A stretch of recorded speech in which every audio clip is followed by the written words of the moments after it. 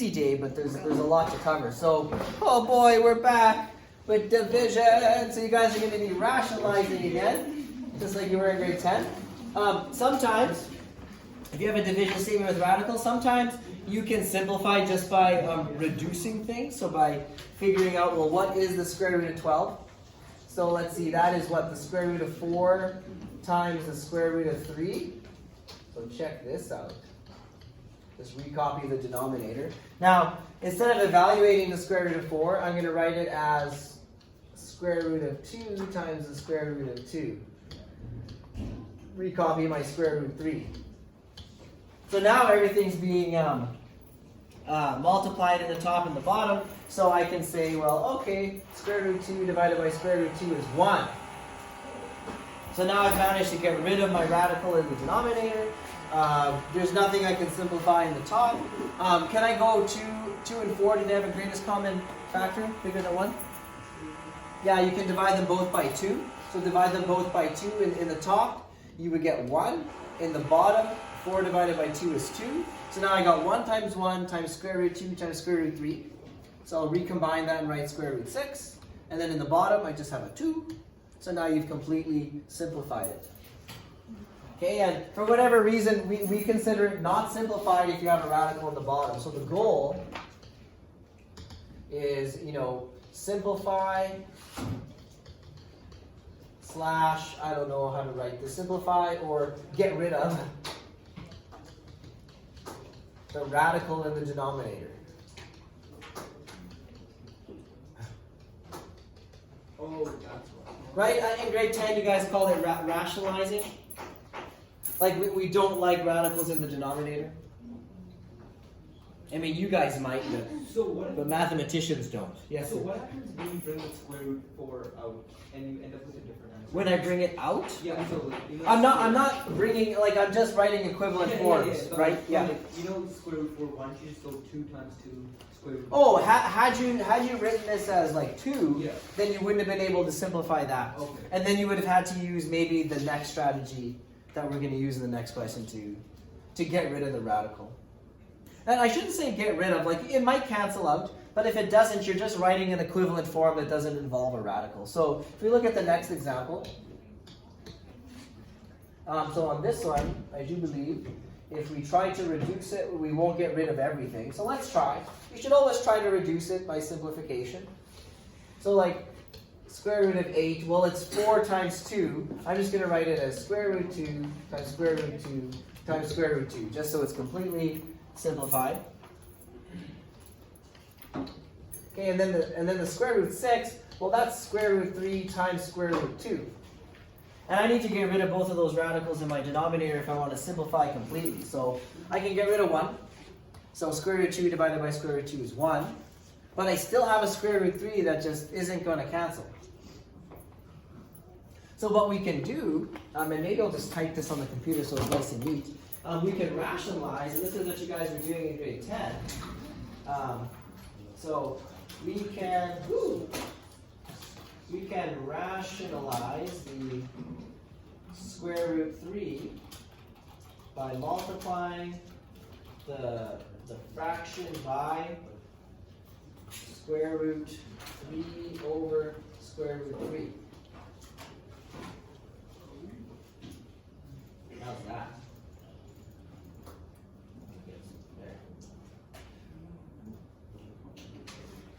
Okay, so what I mean is in grade 10 you guys learn, well, you can multiply by a form of 1, correct? That won't change anything. Do you guys agree?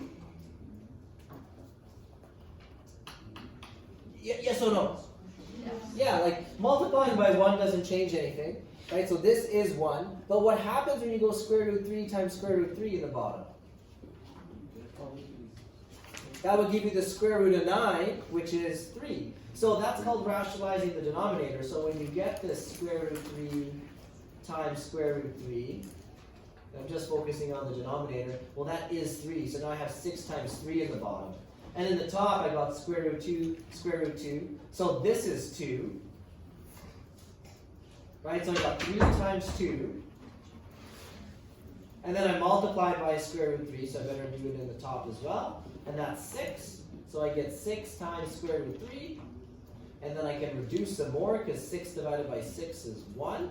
So final answer, I get square root 3 over 3. And those are two equivalent forms. So if you type this one on your calculator, you should get the same answer as this.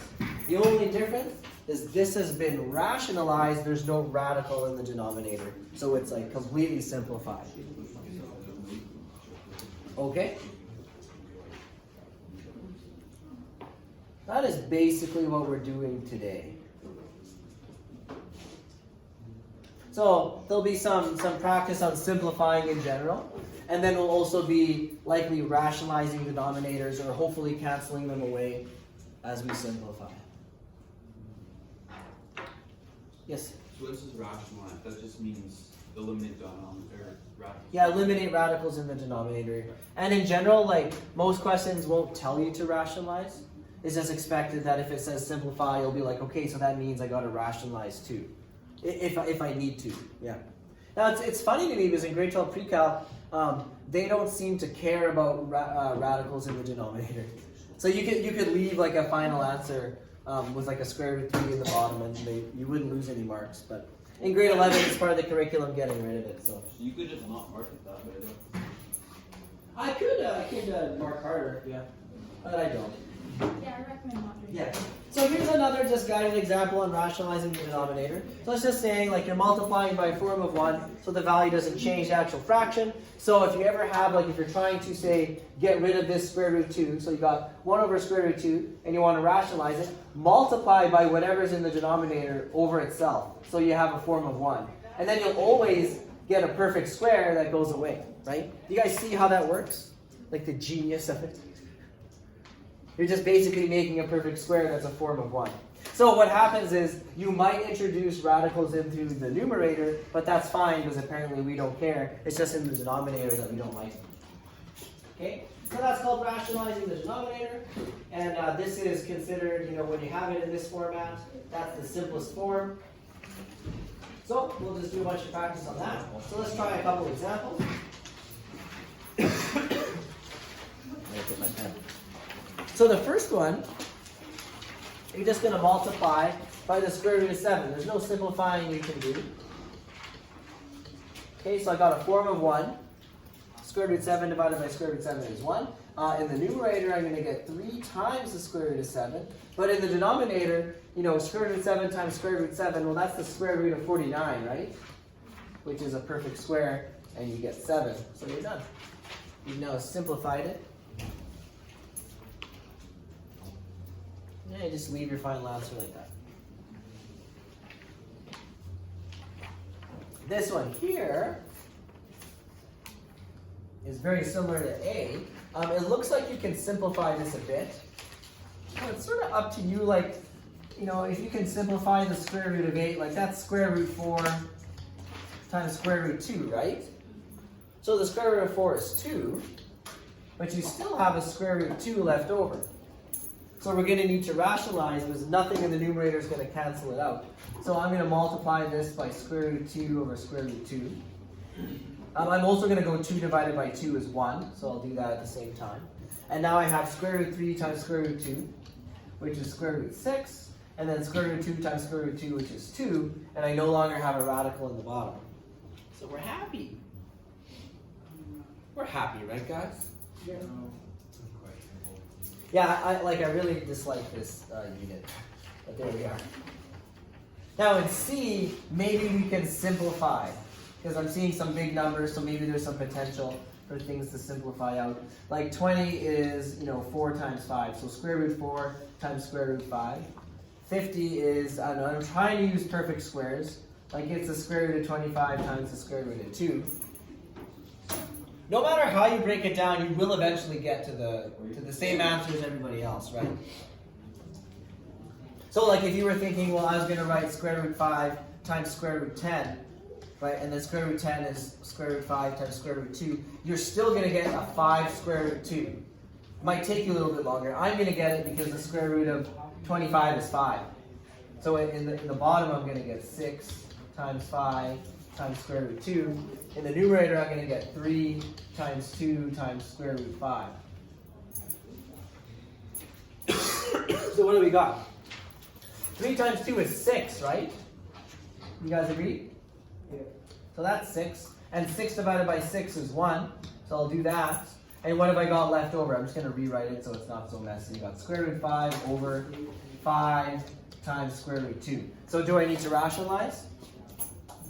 Yeah, because I did as much simplification as I could. I still have a radical. So I'm just going to multiply by square root 2 over square root 2. So I'm going to get the square root of 10 in the numerator, and in the denominator I'm going to get 10, and that's as far as I can go. Yeah.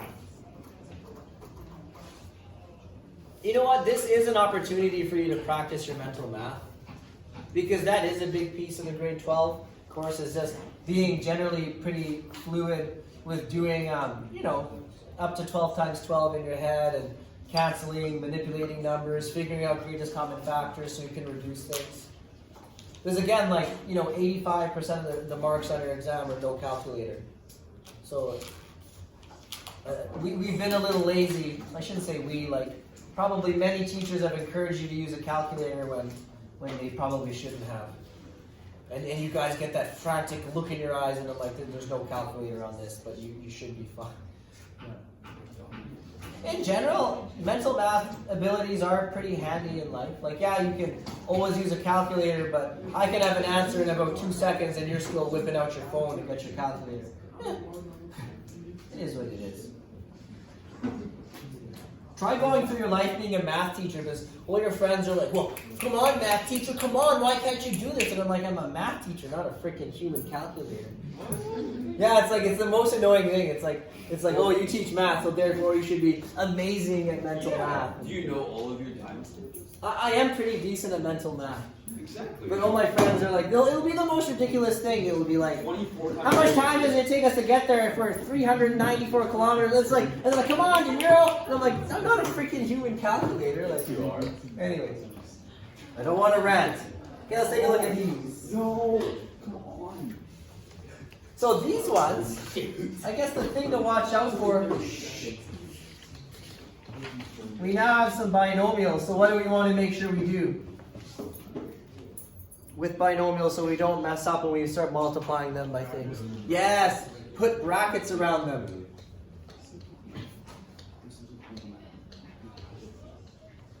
So we don't necessarily have to do both of these questions, but why don't we do, well, we'll do A. Let's see how we feel. So right off the hop, I like to go like this. So I don't forget that if I multiply the numerator by something, I got to use the distributive property. So nothing's going to simplify, right? Like, nobody, please tell me that nobody was tempted to do that. What's wrong with that? Is it the binomial and a monomial? You can't just. Yeah, so it's not just, cancel crazy. you're going cancel crazy, but if you do that, you can do this. So you could rewrite, don't write this down, this is just background. You can write it like this. Right? Because it's this divided by that, and this divided by that. So now I can do this, and this would actually be a potential answer. Okay? It doesn't help us because we still need to rationalize and stuff like that. But that would be correct. That's fine. But you can't just cancel out this with one piece, right? You got to divide both pieces by that square root 5. So don't go cancel crazy. If you do that, you truly have no understanding of how these things are working, and you need to see me. Like if you think that you can do that on a question.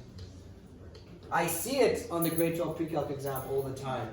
Okay, so don't get the help now. So what I can do is I can say, all right, well I can multiply by a form of 1, square root 5 over square root 5, and then I need to remember, oh yeah, this distributes into the bracket and applies to each piece. So I'm going to get 4 times square root 5 times square root 5. Subtract 2 times square root 5 in the numerator. Down here, square root 5 times square root 5 is 5. And now I'll clean up. So this is equal to 5. So I'm going to get 20, subtract 2, square root 5 over 5. And now I know that I can't reduce that anymore. But to be sure, what you could do is, well, what can you pull out? What's the greatest common factor between 20 and 2? 2. So if you pull out a 2, then you would get 20 divided by 2 is 10. 2 divided by 2, which is 1. So I'm just going to write square root 5 over 5. And then you'll be able to see, like, because this multiplies everything. If these have a greatest common factor, I can reduce those. In this case, I can't. So either answer would be fine. Okay, so either answer would be fine. You could stop here, or you could stop here. Why? Oh, so we would need to. I'm just saying you want to make sure and check that you can't reduce the numerator anymore. So if you pull out the greatest common factor, if there is one, then you'll be able to see if there's anything you can cancel.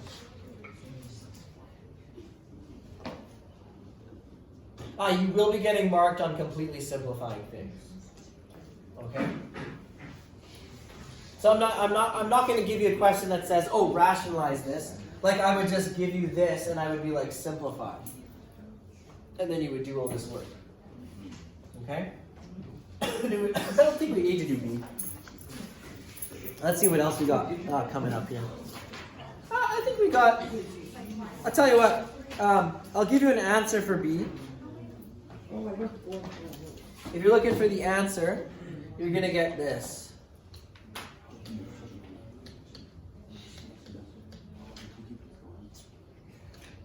That's the answer you're aiming for. So honestly, what I would do is I would just start by multiplying by square root 12 over square root 12, putting some brackets around there. And then very similar process, just you have radicals in both of the pieces in the numerator. So, but yeah, this is the answer you're looking for. If you're having trouble, you can come see me after. I'm gonna try it out. Okay, yeah, 20 minus 2. Right, we're going to move on to a new topic. Still for rationalizing, but sometimes you have a denominator that has a binomial, and the binomial includes a radical. So the denominator is becoming more difficult, in this case a binomial. We're going to use a special technique to rationalize, and I'm going to type this out. This word came up once somewhere in a grade 12 exam or something, or maybe it was just a textbook, I can't recall, but we will simplify by multiplying by a form of 1, but it's a special form of 1. This form of 1 is called the conjugate.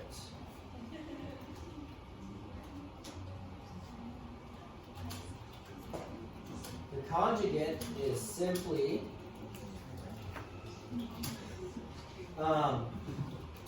reversing the sign in a binomial.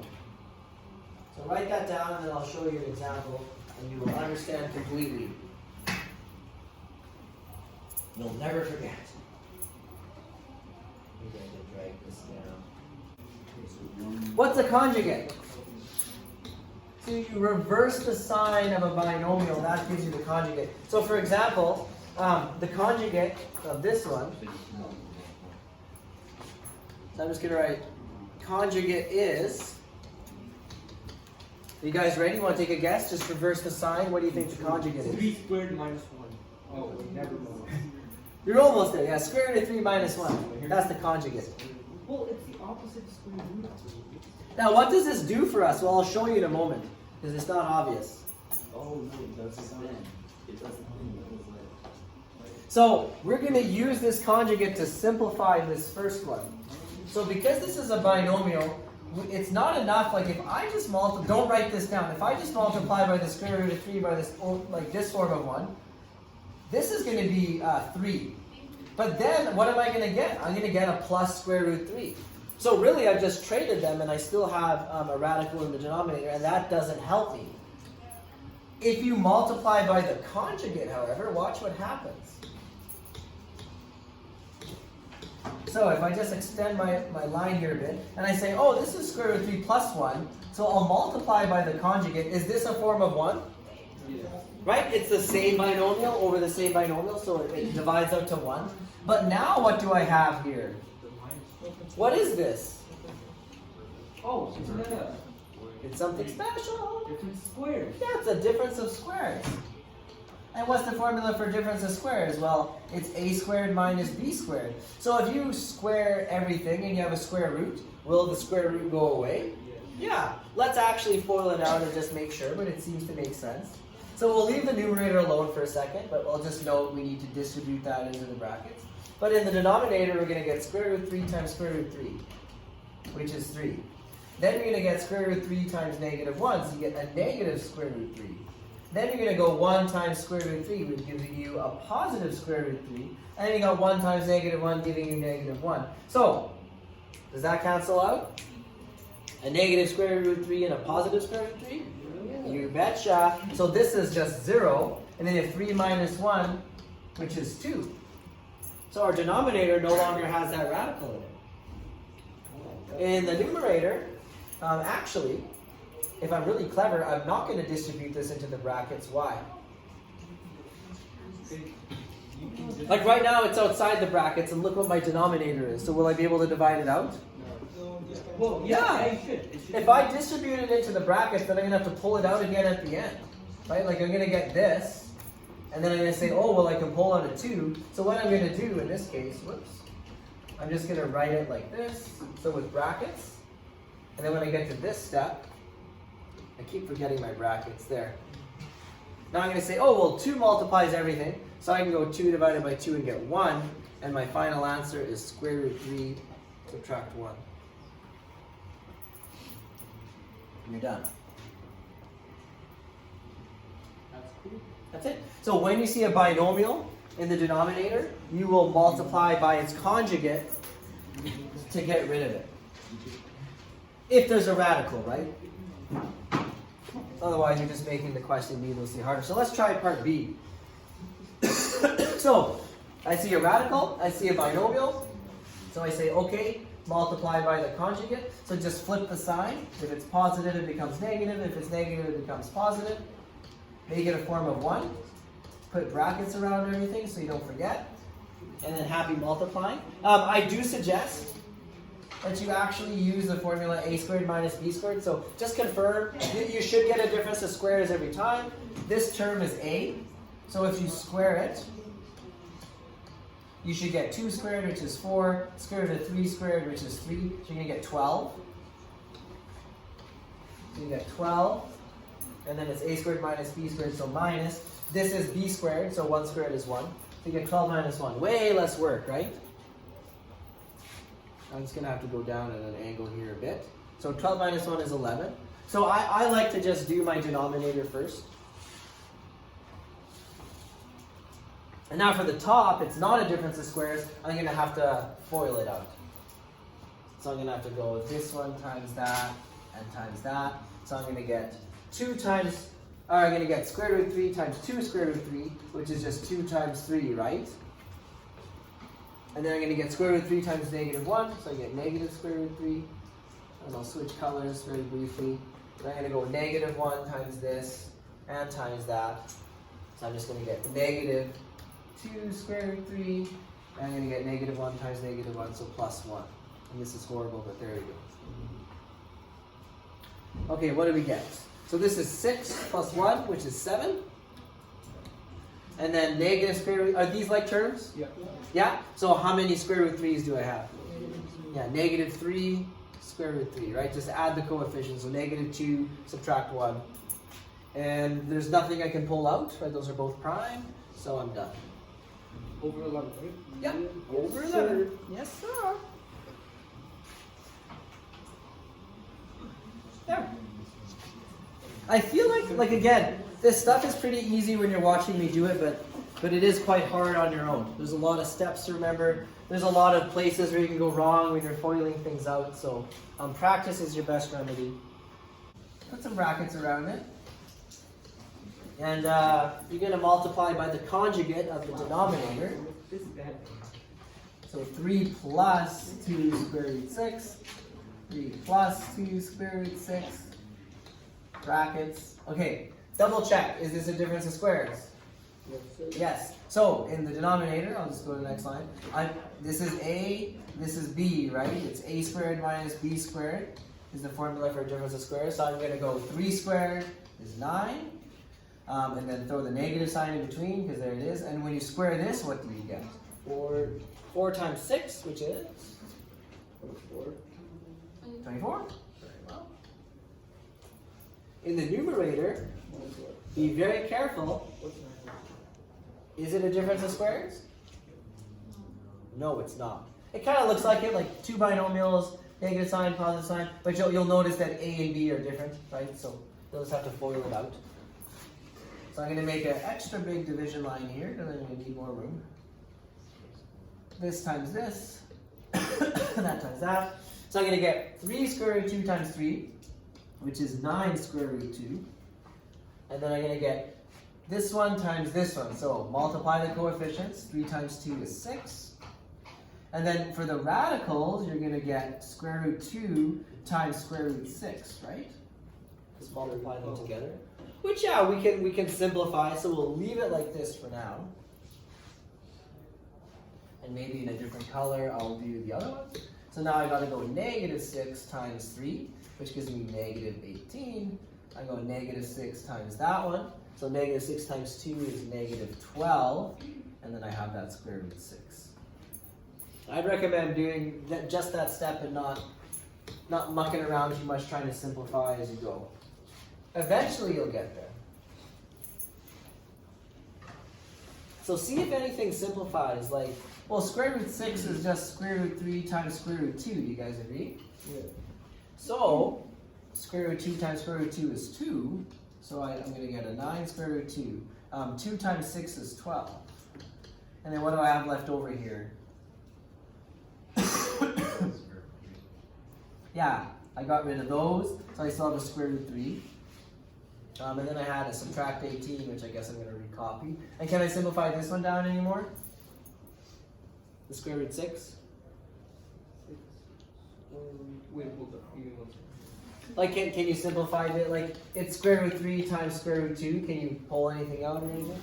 Nope. So we'll just leave it as square root 6. In the bottom, 9 minus 24 is what? Is it negative 15? Yep. Okay. So, checking the numerator, are there any like terms? Yep. There are. Wait. Are there any terms that have the same radical component? How many?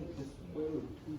But like. So is there another term that has a square root 2 in it? Like just the square root 2? I mean, you break down the negative 12 to go square root 2 and 3. Where are you seeing this negative 12? Never mind, I'm leaving. Yeah, okay. So is there another term that has just the square root 2?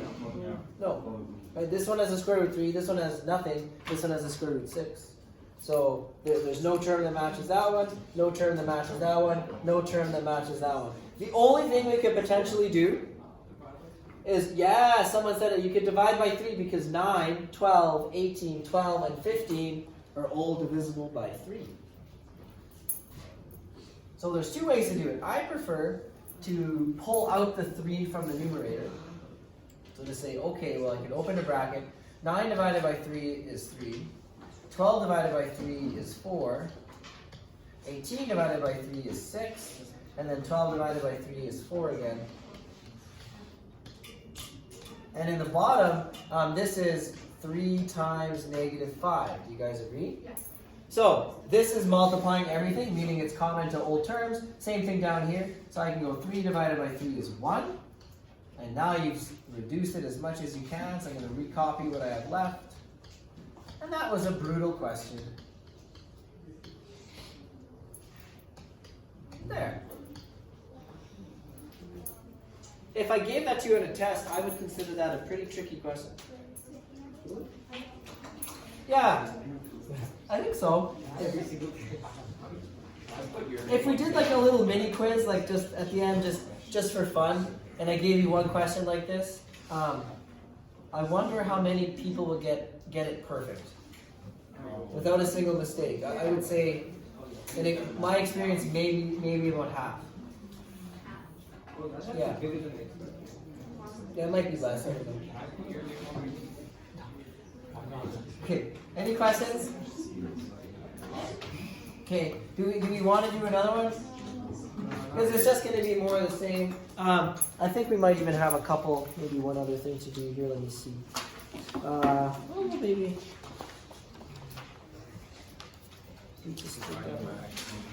Let's do it with variables, I suppose. I think we're good with just radicals without variables.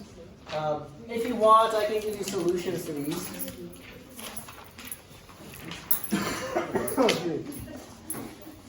If you're looking for solutions, let's solution of this one.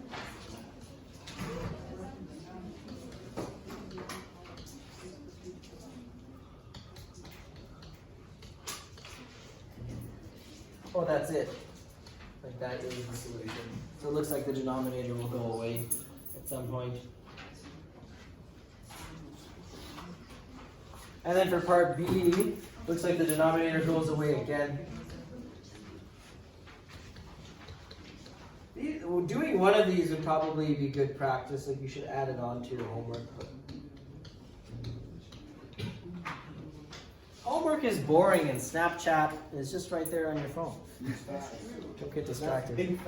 Yeah, if I was you guys going through school, like when I was high school and university, like phones weren't that distracting yet. Like YouTube just got created in 04 and there was nothing but cat videos on there.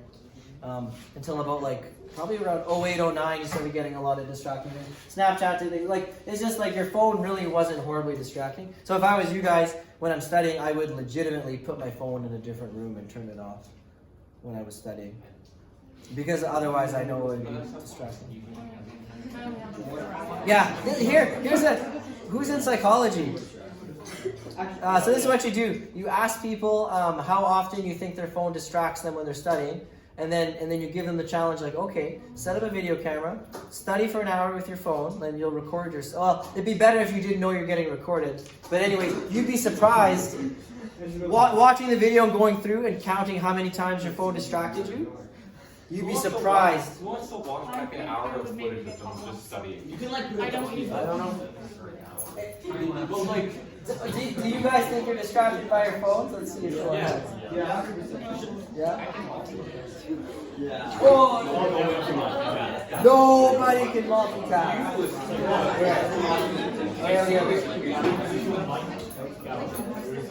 Don't get me started on multitasking. What's that? So No. we're supposed to get you started on quantitative. Don't get me started on multitasking.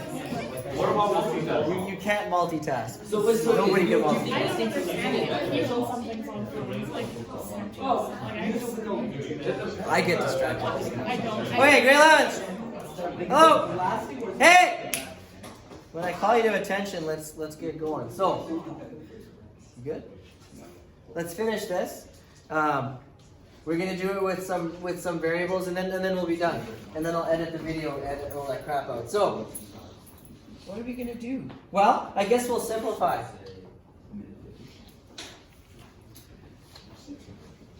What's this one? 3 and 2. Oh wait, sorry, no. 2. Yeah, 3. 9 and 2 would be good. And then this one, I'm just gonna write x squared times x squared times x squared. Yeah. In the denominator, 8 is 4 times 2. And then, oh gosh, you got an x to the 9. So x squared, so 4, 2, 4, 6, 8, 9. So I'm just trying to keep track of what my power's at. Every x squared, I'll be able to pull out an x, right? So in the numerator, square root 9 is 3. And then over here we get x times x times x, so x to what power on the outside? On x to the 3. 3, and we still have a square root 2 left over. In the bottom, square root of 4 is 2, and then we have 1, 2, 3, 4 x's, so x to the 4. And what do we have left? Usually I underline stuff so I know it's gone. What do we have left? 2. A 2x, perfect. Now, are we done? No. No, we need to get rid of this radical. So in this case, we're going to multiply by a form of 1. Is it a binomial or anything like that? Because if it's a binomial, we need to use the conjugate. This is a monomial, so I can just multiply by this. Right? It's got to be whatever radical you have, form of 1. So now let's see. Oh, this is going to get real. It's going to get real. Square root 2 times the square root of 2x. Are those like terms? Can I multiply them together? No. No. No? Oh no, It's the same radical, isn't it? Yeah. So I can multiply the radicands together. So I'm going to get 3x to the 3, and underneath the square root sign, 2 times 2x. Or rather, let's think of it as 2 times 2 times x. How about that? Because what can I pull out a 2? Yeah. Yeah. Okay, so we'll do that the next time. In the bottom, well, we know that when I go square root of 2x times square root of 2x, I'm going to get 2x. So I'll just write that like that. Wow. Ah, this isn't easy. This is not easy. So let's see. I got a 2 I can pull out. So I get 6 x to the 3 times what's left over? An x. In the denominator, 2 times 2 is 4. X to the 4 times x gives me x to what power? Excellent. So we'll see which people actually learned those exponent laws in grade 9. Now, can I simplify anything? Yes, you can. Oh gosh, yeah, we can. This is horrible. Running out of room. Well, 6 and 4 can be divided by what? 2. So maybe I'll use a different color here. So if I divide 6 by 2, I get 3. If I divide 4 by 2, I get 2. And then if you use your exponent laws, you have 3 x's in the top and 5 in the bottom. So you can cancel all these. How many would be left in the bottom? 2. So overall, you have 3 times square root x over 2x squared. And that was a nightmare.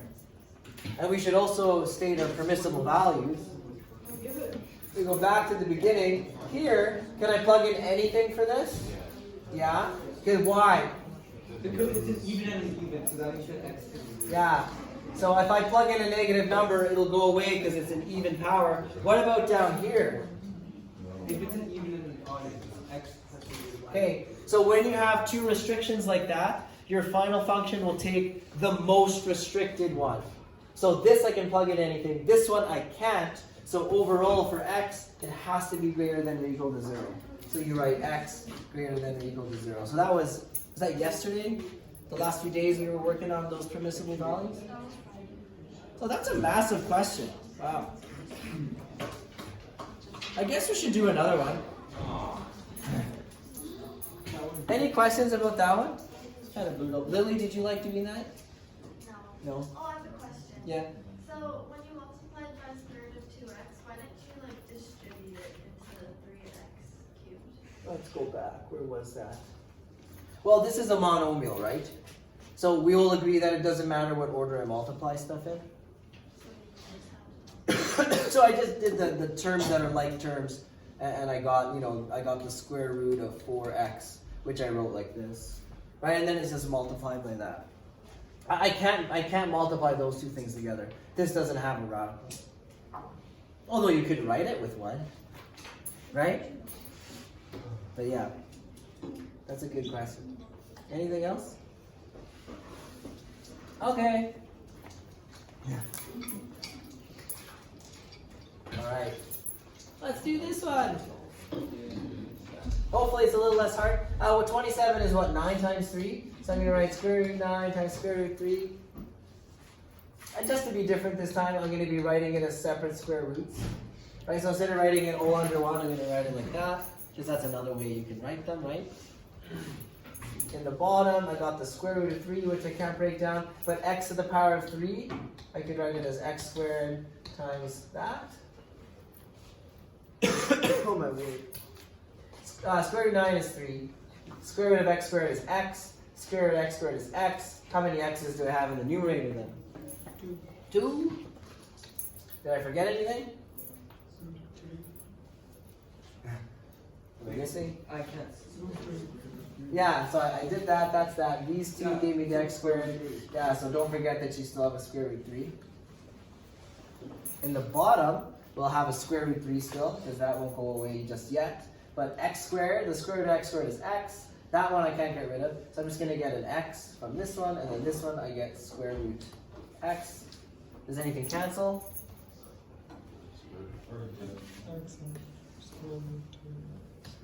Yeah, I got, so everything's being multiplied. It's a monomial. If it's a monomial, you can just do this, right? Like that's 1. That'll cancel out to 1. And then I have an x squared and an x. So this x will cancel one of the x's up there. So now I just have x to the 1. So overall, what do I have left? I have 3x to the 1 over, I should have crossed it off, that canceled. I just have square root x. So am I done? No, I'm going to rationalize. because you can't have a radical at the bottom. So form of 1. It sounds like a superpower. Form of 1. Square root x times square root x is x. And then this times that is just 3x times square root x. Do we need anything else? What? Yeah, someone kind of said it, but they're not NPVs anymore. They're the permissible values. So you go back to the beginning. Again, this one I can plug in anything because it's the raised to the power of 4. This one needs x greater than or equal to 0. And now let's think. Because you have an x in the bottom, someone did say non-permissible values. Can I plug in x equals 0? No. So x can't equal 0. But over here, my permissible values were x greater than or equal to 0. So actually, would it make more sense if I wrote x greater than 0? I can't equal exactly 0? Excellent. Yeah.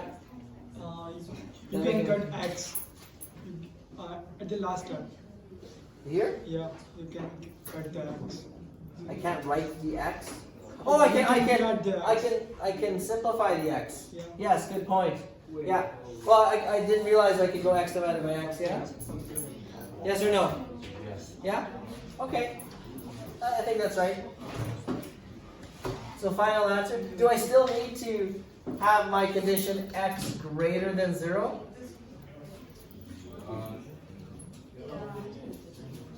Yeah. Yeah, you do. Because at some point, there was an x variable in the denominator that you canceled, so that restriction is still there. Yeah, that's a really hard question. But it kind of covers everything in the unit. So if you wanted a one-question test, Oh, Do we actually?